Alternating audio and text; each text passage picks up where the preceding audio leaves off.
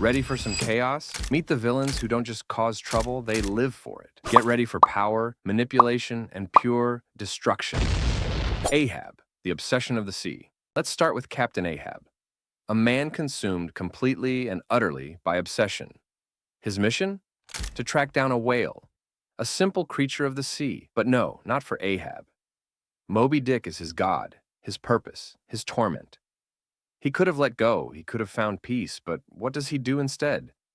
He follows the whale to the ends of the earth, not for salvation, but for vengeance. The rage, the hate, it consumes him like the very sea he sails. His mind fractured, burning with a hatred for something that never asked for his wrath. You think you can understand that? The bitterness, the madness?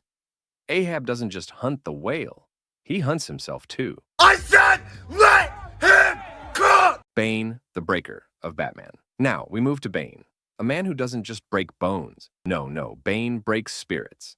He's not a villain with a grand speech or desire to take over the world. No, Bane's power lies in his pure, unrelenting cruelty. He has no mercy. He doesn't care if you're a hero, a king, or a god. If you stand in his way, he will crush you, physically, mentally, emotionally. And let's talk about that mask. It's not just for show. Bane wears it to silence the world. He only speaks when he's already won. And that victory, it's coming for you. I said, let him cook! Big Brother, the unseen tyrant. The name alone sends chills down your spine, doesn't it? A figure who never sleeps, never rests, never lets you escape. He's everywhere, always watching, always listening. A godlike presence whose eyes are the last thing you'll see before you lose all your freedom. His power lies in fear. Fear that you're never truly alone. His cruelty isn't in what he does. No, it's in what he allows you to think. He lets you believe you have choices, but the truth, there are none. There is no escape. I said, let him cook! Claudius, the corrupt king, Claudius. The king who wears the crown soaked in blood. The perfect politician, smooth-talking, charismatic, and deadly. The way he manipulates? Pure artistry. But behind that polished, regal exterior lies the heart of a murderer. He killed his brother for the throne, and no one is safe from his ambition. Claudius is no mere villain. He's a king who will destroy everything, his family, his own soul, just to maintain power. His guilt is his prison, but it's also his strength. His every move, calculated to secure his throne. And no one is going to take it from him. I said, let him cook! Dracula, the immortal nightmare. Dracula, the king of the night. Immortal, untouchable, and terrifying. But what makes Dracula more than just a monster? It's his hunger, the bloodthirst that drives him. He doesn't need a reason. He doesn't need an excuse. He's pure, undying evil. He could have been anything. But no, he chose to feast on humanity.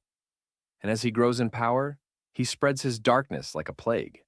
He doesn't just want to feed, he wants to control. And once you're his, you'll never escape.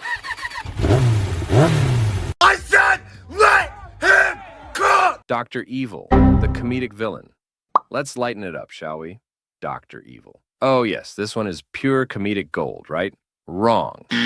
Underneath the ridiculousness, the absurdity, is a mind that can destroy the world for a laugh.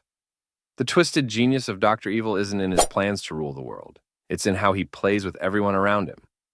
He's the villain you never take seriously until it's too late.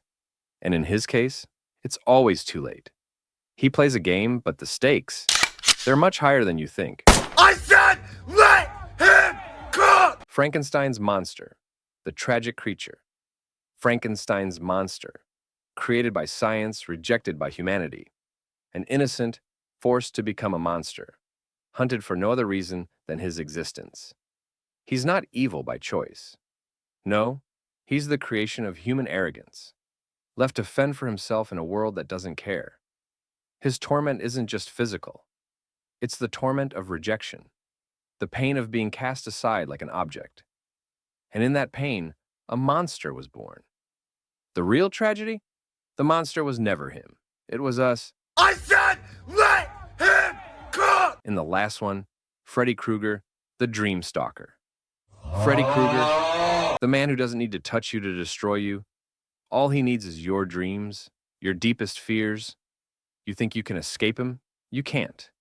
He'll wait for you in the dark, in your sleep, twisting your nightmares into reality. His claws? A simple tool.